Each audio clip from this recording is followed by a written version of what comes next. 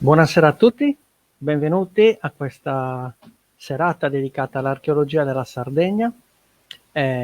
Questa sarà una lezione dedicata ai nuraghi, quindi le costruzioni dell'età del bronzo della Sardegna nuragica, quindi gli edifici rappresentativi della nostra civiltà, del momento d'oro, diciamo, della nostra civiltà. Parleremo quindi di un periodo che va dal 1700 al 1000 avanti Cristo. La lezione è per gli allievi dell'Università della Terza Età di San Luri, che hanno deciso di donarla anche in chiaro, quindi aperta, non criptata, per tutti gli amici di Facebook che vorranno seguirla.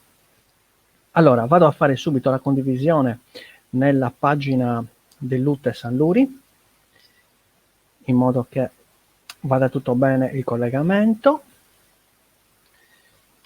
Allora, vediamo un po'. Datemi un attimo di pazienza. Ecco qua. Allora, buonasera a tutti. Avremo la possibilità di seguire questa lezione con la visione anche delle immagini, perché ho preparato un PowerPoint con delle slide che dovrebbero aiutarci, diciamo, in questa diretta. E quindi ringraziando tutti gli allievi dell'Uni 3 di San Luri, dell'UTE San Luri, che seguono ormai da tempo le lezioni di archeologia, visto che hanno organizzato il corso e quest'anno mi hanno chiesto di essere loro docente, quindi li saluto tutti. Saluto anche naturalmente tutti gli amici di Facebook che hanno avuto la gentilezza e la curiosità di assistere a questa lezione, e vado subito a condividere lo schermo. Allora,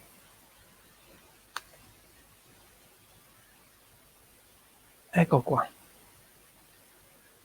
Qui chiudo subito e vado a fare la presentazione dall'inizio.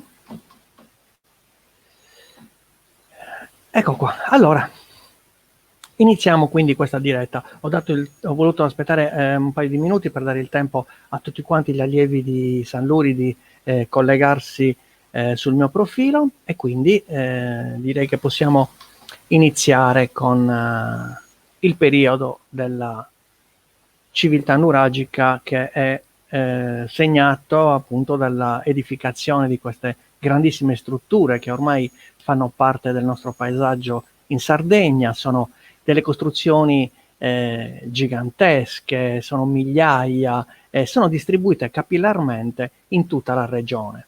I nuraghi sono l'espressione più significativa della civiltà nuragica, che appunto è la civiltà dei Sardi, alla quale è stato dato proprio il nome nuragica per questi grandi edifici che sono stati costruiti. Pensate che le torri se ne trovano in tutto il mondo, però la caratteristica dei Sardi dell'epoca è quella di decidere di costruire delle torri sovrapposte, cioè mentre delle torri normali a un unico piano, anche grandi, sono presenti su tutto il pianeta, le conosciamo abbastanza bene. Bene, solo in Sardegna sappiate che si sono superate quei problemi di statica, quei problemi, diciamo, dovuti alla forza di gravità, che tende a creare problemi nel sollevare pesi, e i sardi hanno costruito delle torri una sopra l'altra fino ad arrivare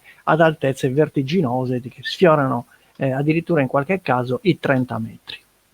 Vediamo quindi di analizzare questi edifici.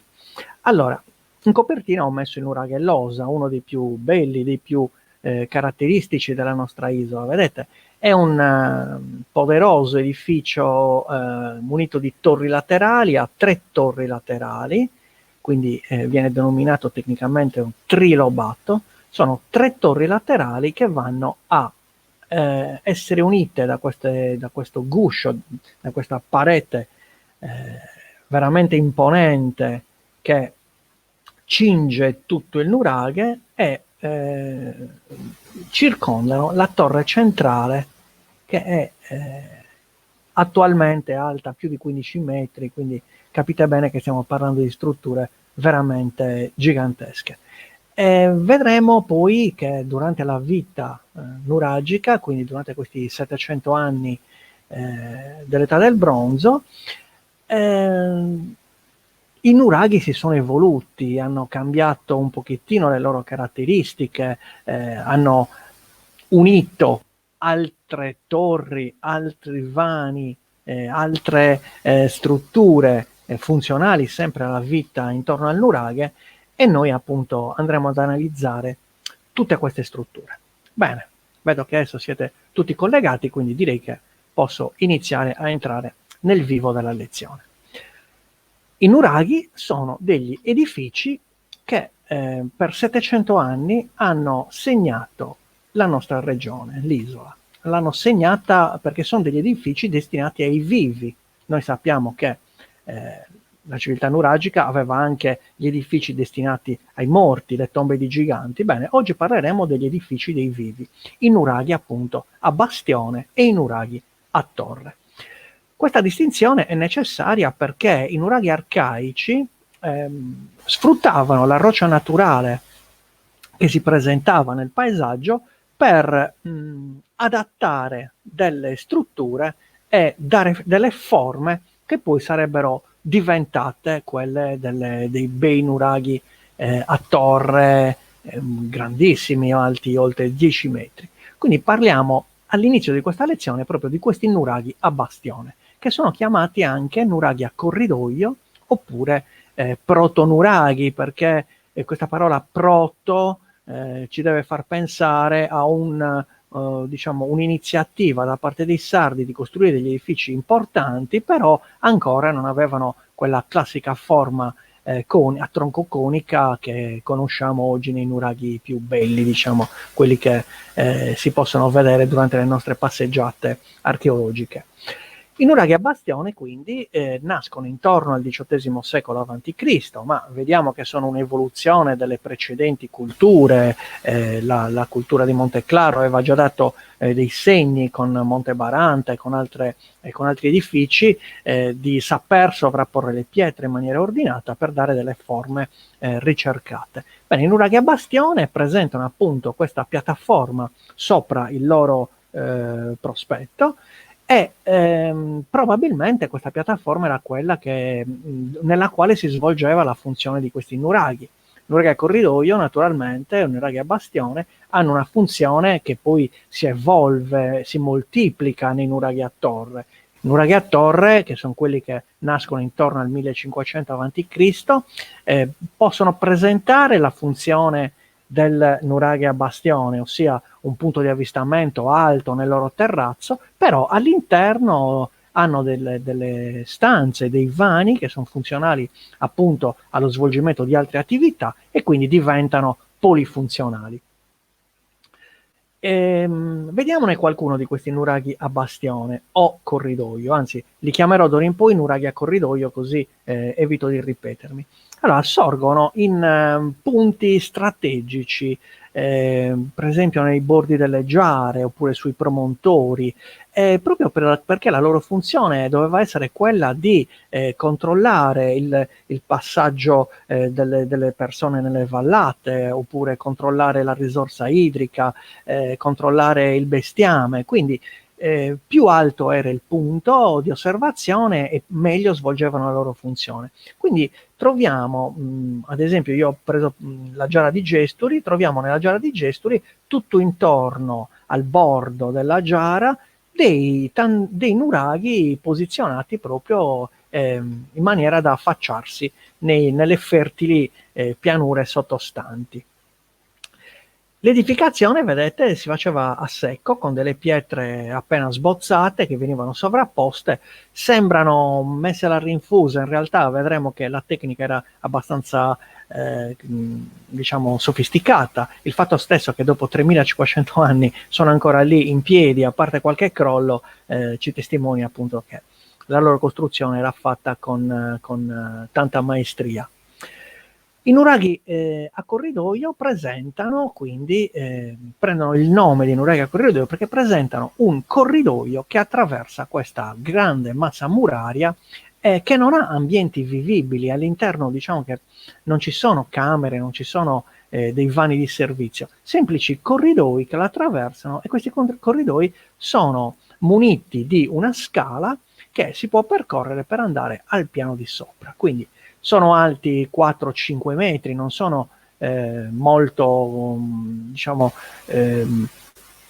non si sviluppano molto in altezza, sono nuraghi orizzontali, possiamo chiamarli, quindi diciamo che hanno una lunghezza di una decina di metri, alti 5 metri, e presentano quasi sempre l'ingresso segnato da una sezione rettangolare, quindi una forma che evoca il dolmen. Evidentemente loro hanno utilizzato questa forma perché era la più semplice, due piedritti verticali composti anche da più pietre giustamente sagomate, e un architrave anche a volte abbastanza grande, abbastanza imponente, sovrapposto appunto per formare l'ingresso. E allo stesso modo formavano il corridoio, quindi continuavano con due pareti abbastanza strette per formare appunto questo corridoio abbastanza lungo, sufficientemente lungo per le loro necessità, e lo coprivano con queste grandi lastre. Nei testi trovate la piatta banda, ecco, lo chiamano così, questa pietra piatta orizzontale che viene posizionata per realizzare il soffitto. E si nota subito con la visione dall'alto che la loro funzione doveva svolgersi al piano superiore. Vedete, qui siamo a Sorgono, al centro della Sardegna, c'è questo bellissimo nuraghe Talei che presenta appunto una piattaforma nella parte aerea che doveva servire proprio per sollevare il punto di osservazione.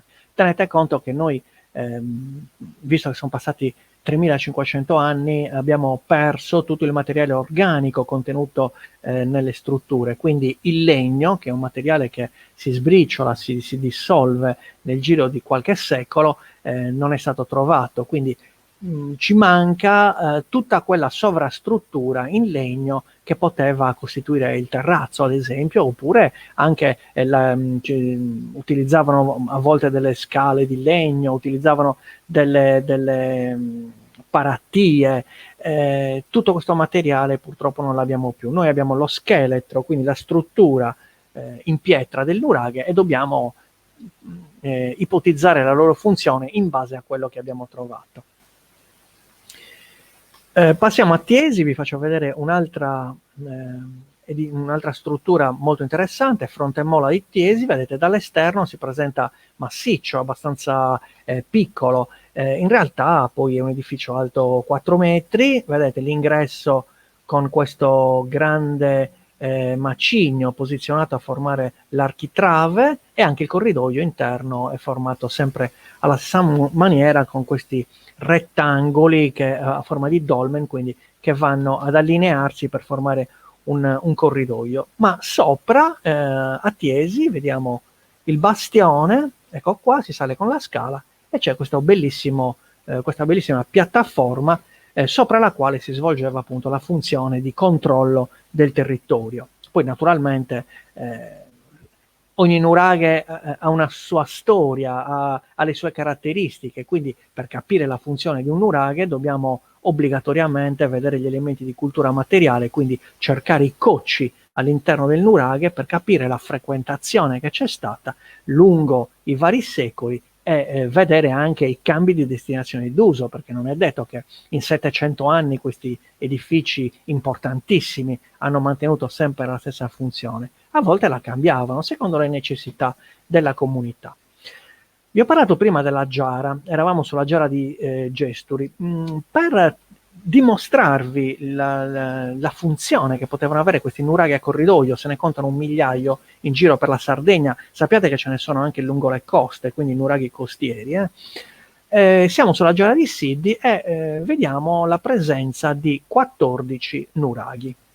C'è anche una tomba di giganti, Sadome Sorku posizionata sopra, però in questa lezione parliamo di nuraghi, quindi lasciamola da una parte per parlare appunto dei nuraghi a corridoio. Allora, vedete, ci sono 14 strutture, tutte disposte secondo il bordo, il contorno della giara. Ecco, da questa posizione possiamo intuire a cosa potevano servire.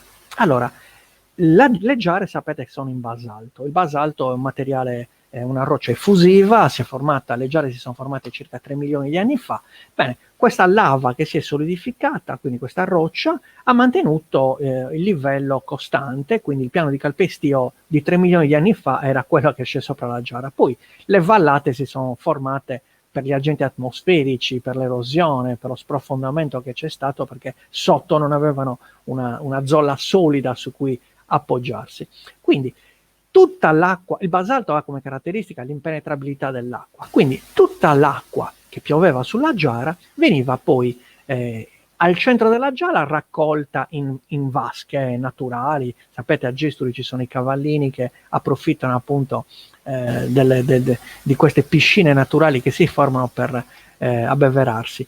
E in questo caso, nel nostro caso, nella giara di Siddi, a parte queste conche dove si conservava l'acqua in eccesso veniva smaltita dalla giara attraverso dei piccoli rivoli d'acqua che nella stagione abbondante, nella stagione delle piogge, diventavano veri e propri ruscelli. E allora dovete immaginare quest'acqua che scendeva giù per questi ruscelli, seguiva quindi un alveo ben particolare, che prende il nome di scalas. Quando sentite parlare delle scalas, sappiate che stiamo parlando proprio di questi sentieri per l'acqua, che si chiamano appunto alvei. Nella stagione asciutta, questi sentieri naturalmente, essendo asciutti, sono percorribili a piedi, e quindi dobbiamo immaginare perché per passare da monte a valle e viceversa si potevano usare queste scalas. Ebbene, sulla giara di Siddi ci sono 14 scalas e ci sono 14 nuraghi a corridoio posti esattamente nel punto di valico della giara dove ci sono le scalas. È evidente dunque che chi transitava in quei punti doveva in qualche modo farsi identificare, perché magari voleva fare degli scambi. Le fertili valli offrivano derrate alimentari, granaglie, tutto ciò che produce l'agricoltura, mentre magari sulla giara si praticava l'allevamento, quindi c'era carne, formaggio e pelli, e allora negli scambi dovevano in qualche modo trovare un sistema per distribuire equamente queste due economie. E quindi è una possibilità che abbiamo, quella che i nuraghi fossero dei punti di controllo per le merci che transitavano da monte a valle, ma anche per controllare le mandrie. Sapete che chiaramente i bovini o comunque gli animali dall'alto sarebbero potuti scendere a valle per approfittare diciamo, dei raccolti degli agricoltori, e dovendo scendere avrebbero utilizzato appunto le scalas, non si sarebbero buttati dagli strapiombi. Quindi le scalas potevano essere facilmente chiuse mettendo delle semplici palizzate, che naturalmente, essendo un materiale organico, oggi non troviamo più, però con delle semplici palizzate si evitava appunto che il bestiame scendesse giù a valle per rovinare i raccolti, con la reazione da parte naturalmente delle comunità sottostanti che insomma avrebbero avuto dei problemi, dei conflitti, avrebbero creato dei conflitti. Lasciamo un attimo da parte questi nuraghi a corridoio, quindi trascorriamo questi 300 anni con una certa evoluzione di questi nuraghi, che il corridoio diventa passante, il corridoio comincia a essere utilizzato anche per ricavare delle nicchie, e poi iniziano anche le prime rudimentari stanze al pian terreno. Queste stanze cominciano a essere sempre più capienti, ma non hanno ancora la forma rotonda. Ecco, quindi i nuraghi a corridoio sono caratterizzati da ingressi a sezione rettangolare e dalla assenza di stanze rotonde al pian terreno. Le stanze magari erano al piano superiore.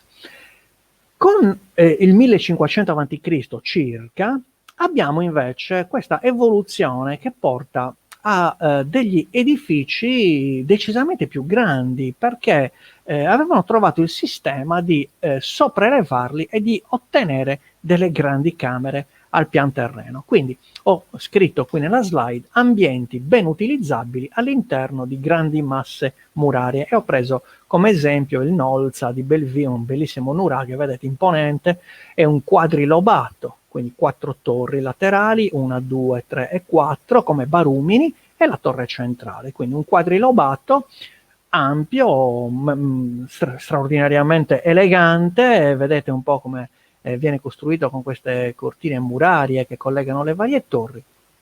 E quindi iniziamo ad analizzare questi nuraghi giganteschi, questi nuraghi a torre. Qui siamo a Budusò.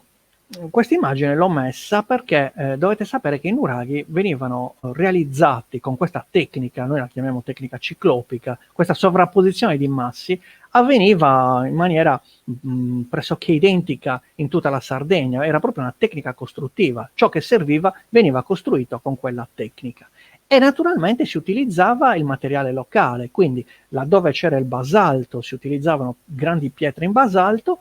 Budusò, locale, zona granitica, i locali cosa hanno fatto? Hanno utilizzato il granito e quindi hanno realizzato queste pietre sbozzate, regolarizzate in modo da formare insomma una struttura anche elegante, bella da vedersi, però munita di più torri, vedete, l'ingresso rimane con quella sezione a dolmen di cui vi ho parlato prima, però la struttura già presenta i caratteri di un nuraghe evoluto.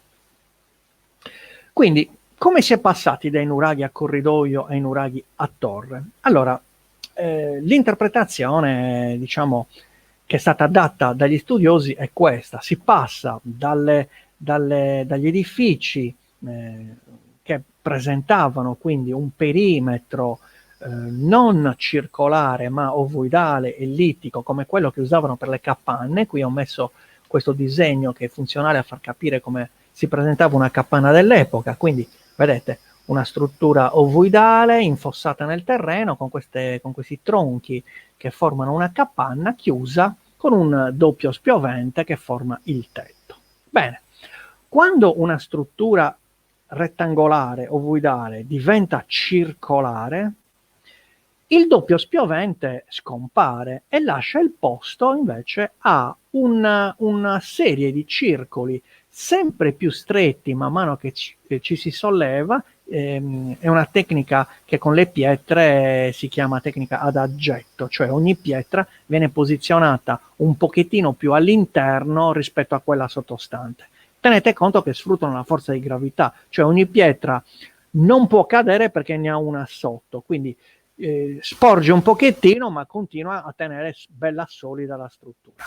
E man mano che salivano verso l'alto, guardate questa immagine in alto a sinistra, si nota che la scala centrale serviva anche come rampa per il montaggio di questo nuraghe. Quindi si realizzava il primo circolo di pietre, poi man mano che si saliva un gradino veniva oltrepassato e diventava la nuova piattaforma e si andava su così fino all'altezza che si era determinata anche sia dal tipo di materiale che si usava, quindi le pietre più sono grandi e più la struttura viene massiccia.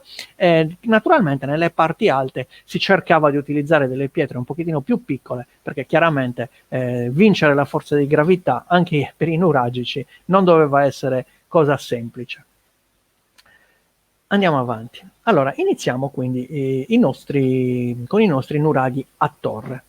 Vi ho detto prima che i nuraghi a torre superano le dimensioni dei nuraghi a corridoio. Sono dei veri e propri nuraghi verticali, quindi.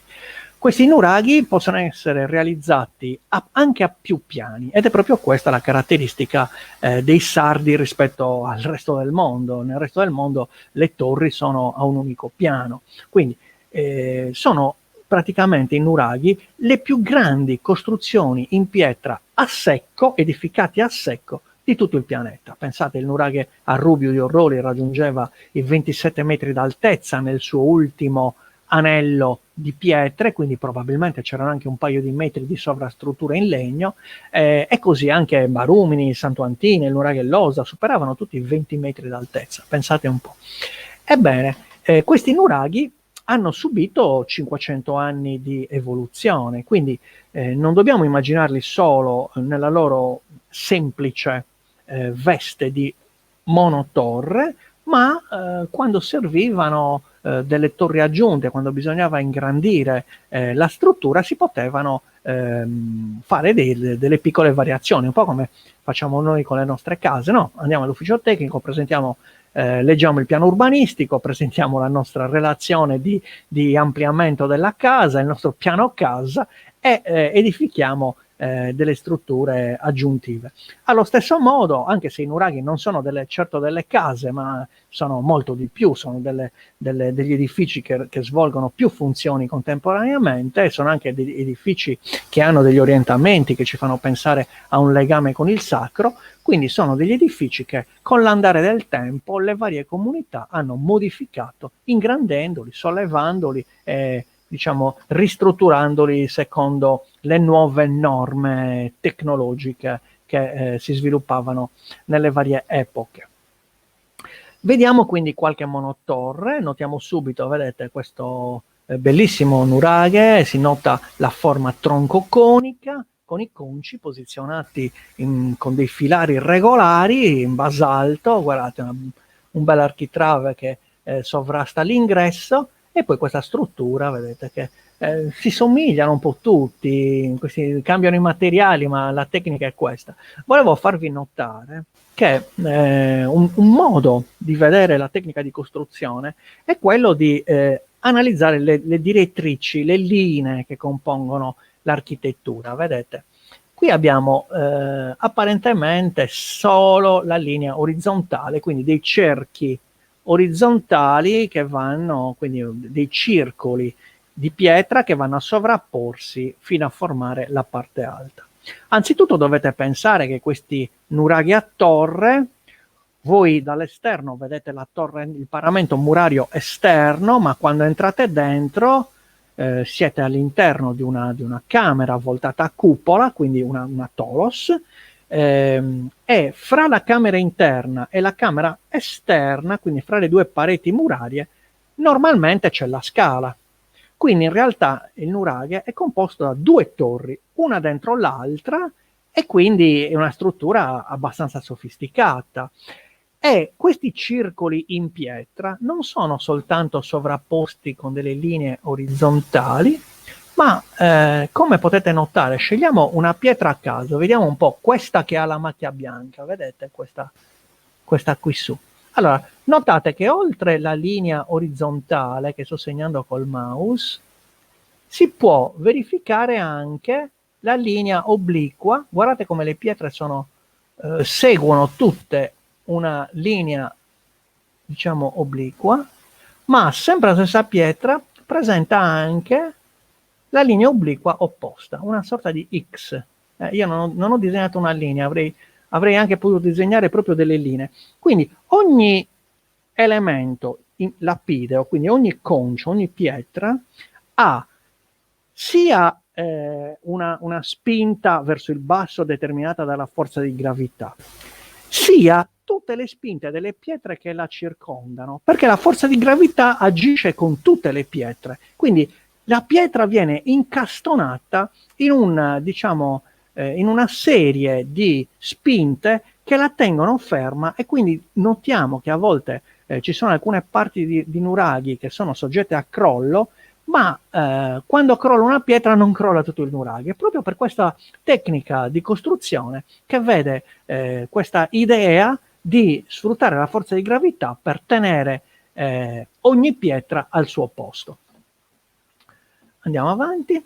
Ecco, qui abbiamo un esempio al nuraghe Cucurada di Mogoro di come l'evoluzione dei nuraghi nel corso di 600-700 anni ha portato un nuraghe a corridoio a diventare un edificio immenso. Siamo a Mogoro, quindi Cucurada, al chilometro 60 circa della 131 della Carlo Felice, e vedete qui si nota quando andate a visitarlo, entrate dentro il cortile del nuraghe e andate subito a visitare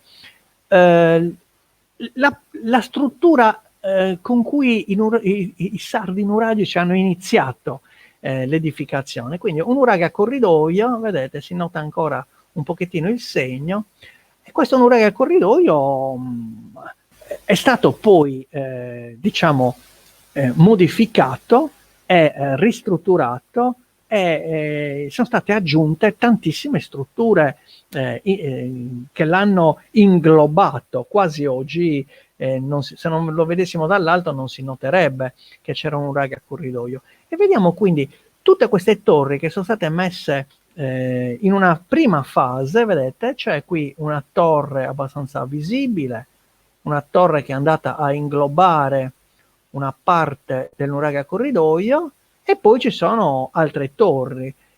Si nota anche, guardate, questo guscio che è stato fatto in un secondo tempo, o forse in un terzo tempo. Guardate, questa torre che è implosa, infatti non è accessibile, che è andata a sigillare la torre precedente. Quindi sono delle strutture che vanno a inglobare le strutture precedenti, ingrandirle, modificarle, e alla fine si perde quasi diciamo, la visione del nuraghe originale, il nuraghe diciamo, che nacque per primo in quel basamento, in quel territorio.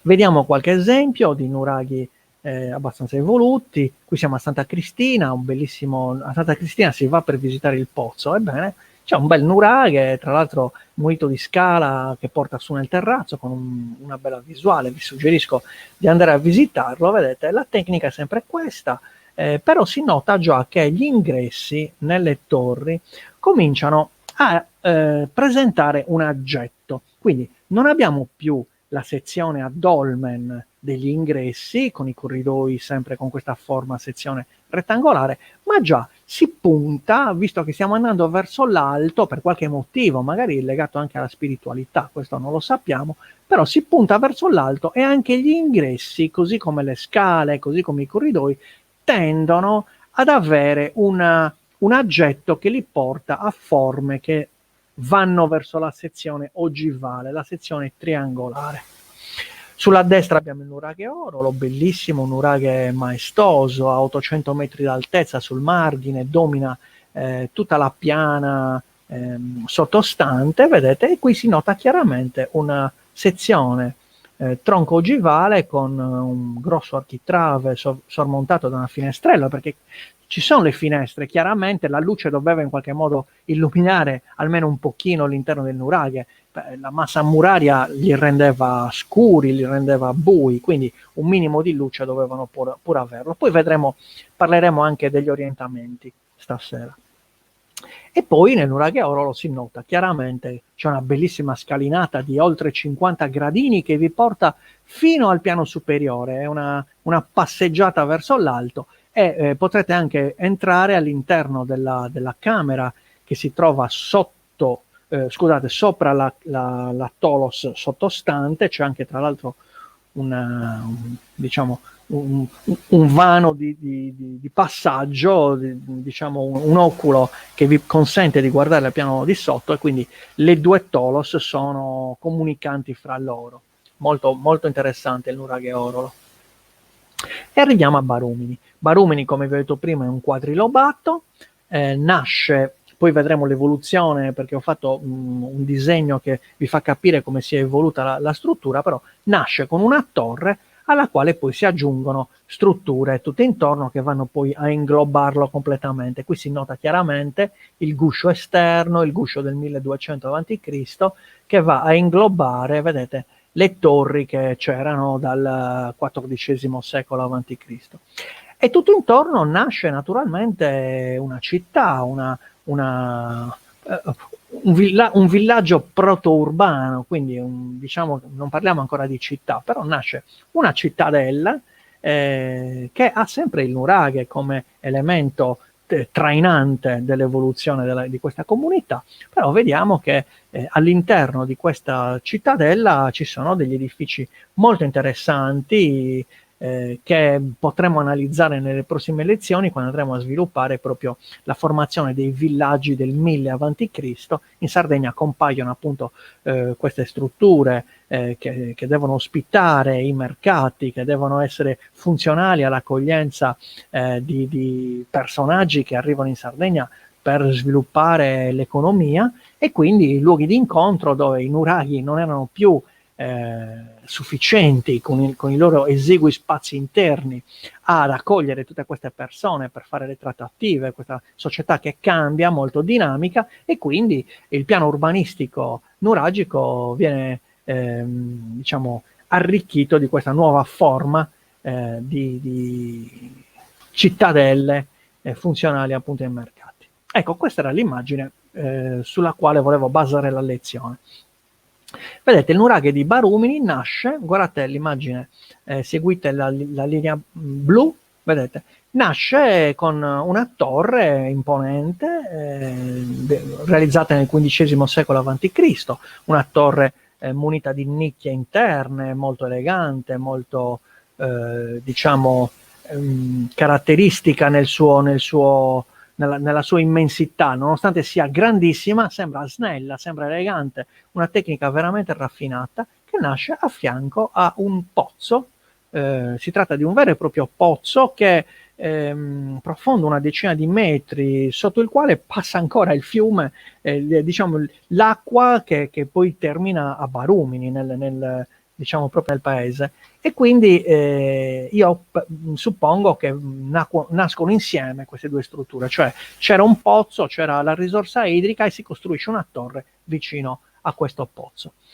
Nel XIII secolo a.C., quindi in un secondo momento, dopo un secolo e mezzo, vengono realizzate queste strutture segnate in rosso, quindi nasce il quadrilobato, 4 torri che vanno a circondare la torre centrale e a formare un cortile che conteneva sempre la risorsa idrica, il nostro pozzo. Queste torri avevano delle finestre, guardate come diciamo, questi triangoli bianchi non sono altro che delle finestre che prima davano la possibilità alla luce di entrare all'interno della struttura, e c'era anche un ingresso, quindi l'edificio aveva un ingresso, vedete qua, un ingresso con 2 nicchie che portavano al cortile, e c'era anche un antemurale esterno, quindi una struttura esterna sempre seguite le linee rosse, quindi un edificio abbastanza complesso, molto articolato. Bene, nel XII secolo a.C., quindi passa un altro secolo, altri 100 anni, e vengono costruite queste strutture segnate di colore giallo. Lasciando un attimo perdere le importanti strutture che ci sono nella cittadella, io vorrei catturare la vostra attenzione per mostrarvi il guscio del nuraghe. Vedete, il quadrilobato viene completamente rivestito con questo imponente guscio che, oltre a rivestire il quadrilobato, ne chiude l'ingresso. Vedete, è stato proprio chiuso l'ingresso principale del cortile e sono state chiuse tutte le finestre. Quindi c'è stato un momento in cui a Barumini la comunità ha deciso di fare una modifica che cambiava la funzione del nuraghe. Non era più un nuraghe con delle funzioni chissà legate all'acqua o legate alla conservazione di derrate alimentari, oppure legate a delle attività civili, pubbliche, ma deve proteggersi da qualcosa. Vi faccio notare che attualmente, se volete andare a visitare il nuraghe di Barumini, dovete entrare salendo su per una scalinata in ferro che è stata messa proprio per entrare all'interno del nuraghe, e vi portate a 6-7 metri d'altezza. Dopodiché dovete riscendere e inizia la visita guidata al nuraghe. Quindi capite bene che portare un ingresso a 7 metri d'altezza è un fatto di una rilevanza notevole, cioè è successo un qualcosa di molto importante nella comunità che ha convinto i decisori dell'epoca di inglobare tutto l'edificio in un guscio di protezione. Poi, fosse una protezione per la guerra o per altri motivi, questo non lo sappiamo, Fatto sta che questo guscio gli dà proprio l'aspetto che vediamo oggi di monumento fortificato, bastione fortificato, e quindi la sua funzione poteva essere più quella di metterlo in sicurezza. Vediamo adesso altri nuraghi con diverse torri che sono stati inglobati dal guscio. Vedete, anche il nuraghe Losa, così come Barumini, sicuramente è frutto di modifiche avvenute nei vari secoli, in cui la torre centrale è stata circondata da torri laterali a 2 piani, e poi è stato realizzato questo guscio di rivestimento, vedete, sempre con la tecnica di lavorazione elegante, erano maestri della pietra i sardi dell'età del bronzo, e quindi vediamo questa parete bellissima anche alla vista, che sicuramente ci fa pensare che, siccome qualche persona ha ipotizzato che ci fosse un intonaco che rivestiva i nuraghi, bene, io non so se qualche nuraghe fosse rivestito con l'intonaco, però ne dubito fortemente, perché l'impatto visivo di un'articolazione così meravigliosa, delle pietre incastrate fra loro, doveva appunto suscitare l'emozione nel visitatore. Colui che arrivava, vivevano tutti in capanne, in piccole capanne, quindi immaginate un edificio di 20 metri d'altezza con questa struttura muraria gigantesca, imponente, che cosa doveva essere per il visitatore questo impatto visivo con un edificio maestoso realizzato 3500 anni fa. Ecco, il nuraghe Losa, vedete qua, la costruzione, c'è la torre centrale, la torre 2 con le sue nicchie, e poi le torri laterali, vedete, e queste altre torri aggiunte con questa cortina muraria molto interessanti, perché hanno le finestre, quindi sono anche orientate secondo la luce. La luce era molto importante per i nuragici, il sole, la luna, gli astri. All'epoca la religiosità era legata a ciò che gli uomini vedevano, l'uomo aveva un contatto con la natura quotidiano, e quindi sicuramente questi astri che passavano nel cielo, il sole in maniera ripetitiva, quotidiana, che illuminava, saliva e scendeva, e durante le stagioni cambiava il punto di levata, e anche la luna che passava però con dei cicli leggermente diversi, si alternavano il buio con la luce, quindi dovete immaginare una società molto legata a questi fenomeni celesti, e quindi anche gli edifici risentivano di questo fascino, e catturare i raggi del sole o i raggi della luna doveva essere quasi come un portare all'interno degli edifici le loro divinità.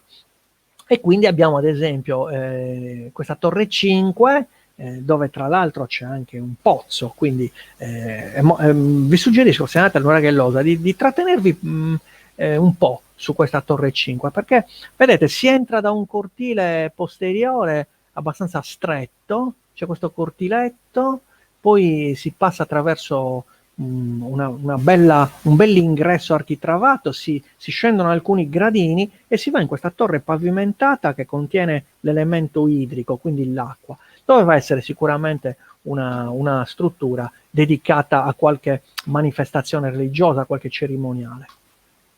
E arriviamo al nuraghe più grande che abbiamo in Sardegna, il nuraghe a Rubiu d'Orroli. È stata per tantissimi secoli uno dei più grandi edifici del mondo, se non il più grande, costruito a secco, vivibile, perché le piramidi chiaramente sono più grandi, ma le piramidi sono luoghi dei morti, questi sono luoghi dei vivi, cioè i sardi hanno costruito gli edifici più grandi del mondo, vivibili, quindi frequentabili, tutti potevano entrare in un nuraghe.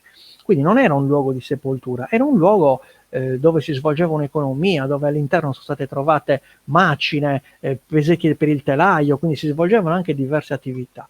Ed ecco questo nuraghe a Rubiu di Orroli, che è un pentalobato, quindi 5 torri che circondano la torre centrale, e poi tantissime torri unite da questo antemurale, vedete, che le collega tutte fra loro, per un totale di 21 torri, quindi un edificio straordinario. Ed è stato pensato già grande, perché per costruire la Rubiu di Orroli hanno prima di tutto predisposto la piattaforma.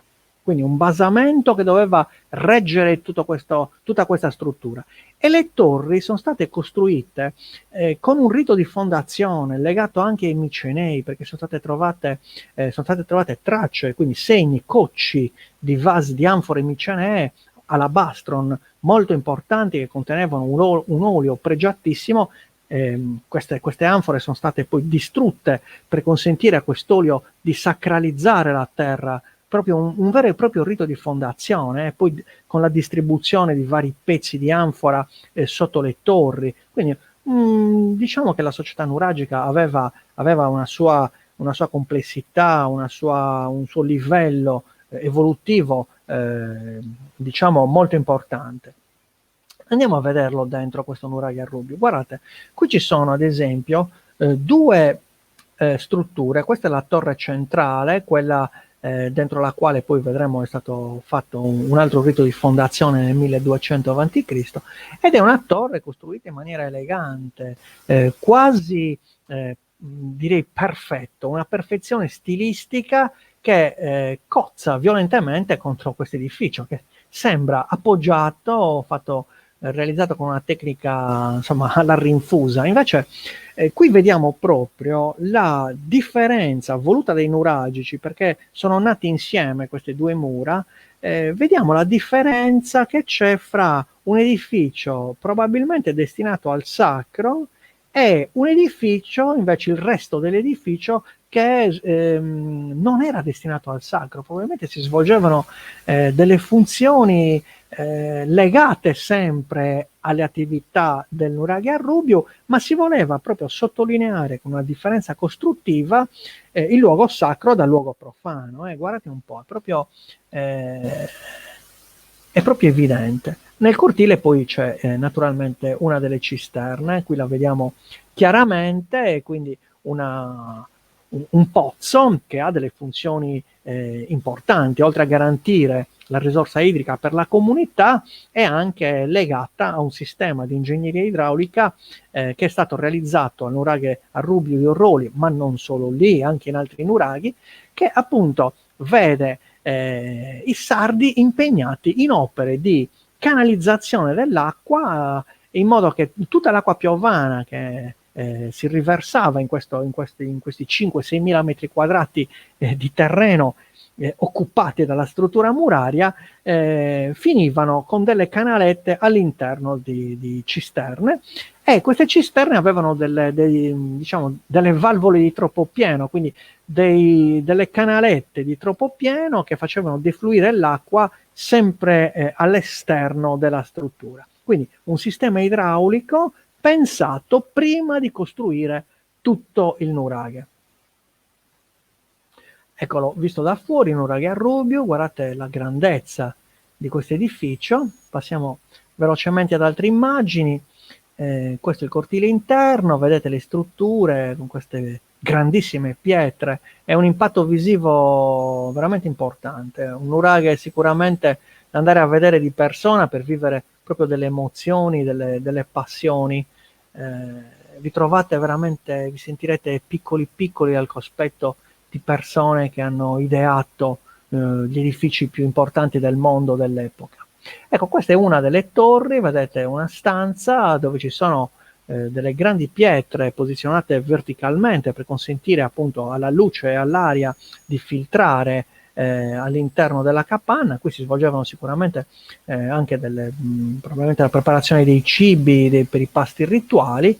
Vedete il pavimento, quindi una torre pavimentata dove sono state trovate qui macine, pestelli, quindi che testimoniano l'utilizzo di strumenti per attività agricole, di trasformazione del cibo, ma sono state trovate anche pesi da telaio, quindi si svolgevano anche lavori tessili, quindi io penso fossero coinvolte soprattutto le donne, però non si può dire questo. E la cupola dell'Orroli, guardate la maestria della realizzazione di questa cupola, sono gli anelli concentrici che vanno a chiudere a Tolos questo edificio, che presentano appunto una perfezione stilistica straordinaria. E questo è la torre centrale, vedete sotto una teca è conservato il pavimento, un frammento di pavimento della torre centrale. Poi gli archeologi qui sono andati a scavare tutto intorno e hanno trovato questo vaso sotto il piano di calpestio, quindi quasi un rito di fondazione che ricorda quello dell'alabastro miceneo, però in questo vaso sono state trovate delle tracce, diciamo, di residui di vino bianco. Quindi può darsi che una delle funzioni del nuraghe a Rubiu di Orroli fu proprio quella di diventare una sorta di immensa azienda o attrattore di risorse per trasformare le attività che si svolgevano precedentemente e concentrarle nell'attività di distribuzione, di produzione di vino bianco. Naturalmente questa è una supposizione, poi si svolgevano chiaramente anche tutte le attività agricole, perché l'indagine di questo nuraghe a Rubiu ha visto gli archeologi concentrati anche nell'analisi di ciò che avveniva intorno. Hanno scoperto ad esempio che i boschi che c'erano nel 1400 a.C., che aiutavano sicuramente l'habitat per la vita dei grandi animali, quindi bovini, quindi cervi, si svolgeva la caccia e l'allevamento di grandi bovini. Nel XIII secolo cambia tutto, si disboscano tutto, fanno un taglia e brucia e passano all'attività cerealicole con l'allevamento di ovi caprini. Quindi vedete, anche le attività di un villaggio possono essere determinate appunto dagli archeologi, analizzando i pollini, analizzando le ossa degli animali, analizzando insomma lo sfruttamento dell'habitat dei sardi delle varie epoche. Qui a destra c'è un grande vaso che conteneva delle granaglie e qui vediamo l'alabastro miceneo. Intanto notate questa freccia gialla che c'è qui al centro, e per farvi notare quest'uomo, vedete questo signore con i jeans e la maglietta, che non so chi sia, però ci dà l'idea della grandezza di questo nuraghe, è quasi ha le dimensioni di una pietra, quindi immaginate un po' la grandezza di questo edificio. E questi sono i vasi trovati, vedete, questo nel rituale del 1200 a.C., quello che vi ho detto, il vaso del vino bianco che c'era sotto il pavimento della torre centrale, e questi sono i frammenti dell'alabastro miceneo. Guardate queste forme, queste pitture. Sapete, le ceramiche sarde generalmente sono incise, invece le ceramiche greche hanno questi colori rossi, queste decorazioni, e quindi questo è l'alabastron. Gli archeologi poi, quando sono andati a scavare l'edificio, hanno trovato all'interno dei laboratori per la produzione di vino, però sono di epoca romana. Quindi cosa hanno fatto? Hanno spostato dall'interno del nuraghe tutti questi pezzi che sono tutti originali e li hanno messi a fianco alla struttura. Voi quando entrate per fare la visita guidata, prima di arrivare al nuraghe, troverete appunto questi laboratori, e qui hanno messo tutto il materiale che i romani, non sono romani, sono i sardi di epoca romana, quindi sardi romanizzati, avevano creato un laboratorio enologico senza togliere diciamo, i massi precipitati dall'alto. In pratica cosa hanno fatto? Anziché svuotare il nuraghe, i sardi del IV-III secolo a.C. hanno fatto un livello diciamo, di un nuovo strato di calpestio come pavimento, e sopra hanno fatto questi laboratori. Ebbene, adesso li possiamo vedere all'esterno del nuraghe. Di queste ve ne ho già parlato, solo l'immagine in alto a destra per farvi vedere un alabastro miceneo, vedete, identico a quello trovato in Sardegna. Questo è fotografato al Museo di Atene. Ecco, queste sono altre foto molto interessanti. Vedete, quando il nuraghe è stato interessato dai crolli, quindi è stato abbandonato, sotto il crollo del cortile B è stato trovato un pugnaletto con lama triangolare molto, molto elegante. Guardate, questi sono i pugnali di 3000 anni fa. Mentre queste altre due foto vi fanno vedere, vedete, le canalette del sistema idraulico che è stato realizzato sotto il nuraghe per appunto evitare che l'acqua penetrasse nel nuraghe. Quindi voi quando camminate trovate sempre il pavimento asciutto dentro il nuraghe. Tutta l'acqua veniva espulsa e riversata al di fuori del nuraghe. Questo è il cortile centrale, vedete, privo di pavimento con il sistema idraulico. 2 minuti per parlare dell'orientamento degli edifici nuralgici. Allora, alcuni edifici sono stati studiati anche dall'archeoastronomia e gli specialisti hanno misurato e verificato che ci sono 4 date molto importanti per la Sardegna nuralgica. Per la Sardegna, appunto, di alcuni nuraghi, dell'epoca di alcuni nuraghi, parliamo comunque sempre del bronzo recente. Allora, si è notato che mentre noi dividiamo le 4 stagioni in estate, inverno, primavera e autunno, e abbiamo i nostri 4 punti cardinali che sono il nord, il sud, est e ovest, i nuragici probabilmente avevano anche loro dei sistemi di misurazione delle direzioni del nord, del sud, dell'est e dell'ovest, però le valutavano e del tempo anche, le valutavano non con gli orologi e col GPS come facciamo noi adesso, loro osservavano i movimenti del Sole e della Luna. Ad esempio, noi sappiamo bene che il Sole segue un andamento da est a sud durante le levate all'alba del solstizio d'estate, all'alba del solstizio d'inverno. Ma anche i tramonti sono importanti. Il tramonto del solstizio d'inverno, ad esempio, è il giorno più corto dell'anno, cioè il Sole in quel momento si ferma per un giorno e poi riprende la sua vita, riprende la luce, riprende vitalità. Volendo cristianizzare, volendo fare un sincretismo di questo evento, sappiate che Gesù è luce, Dio è luce, quindi non è un caso che il 25 di dicembre ci sia la nascita di Gesù, è la nascita della luce. Ecco, è un evento che proviene probabilmente anche dalla religione pagana. Ebbene, le albe e i tramonti del solstizio d'inverno e del solstizio d'estate, ma anche degli equinozi, erano segnati dalle direzioni che prendevano le pareti laterali di alcuni nuraghi. In questo caso, vedete, abbiamo l'alba del solstizio d'estate che si leva, poi va a tramontare esattamente seguendo 2 pareti del nuraghe. Stessa cosa al solstizio d'inverno, all'alba e al tramonto, ma anche la levata della Luna e il tramonto, il 10 gennaio, seguono sempre delle indicazioni simili a quelle del Sole. Anche a Isili, nella valle di Brabracera, vediamo che c'è un sistema che vede il movimento del Sole, vedete, dal solstizio d'estate al solstizio d'inverno. Ebbene, i punti di levata e i punti di appoggio, quindi di tramonto, sono segnati dalle direzioni di 4 nuraghi che si trovano intorno al Nueddas e possono essere osservate. Anche al Santo Antine, vedete, si svolgono le stesse manifestazioni. Tra l'altro, ultimamente ci sono anche delle visite guidate che vi portano proprio in questi luoghi per verificare, perché tanto si verifica sempre, il Sole e la Luna, le levate le hanno sempre avute dagli stessi punti, non sono cambiati nel corso degli anni.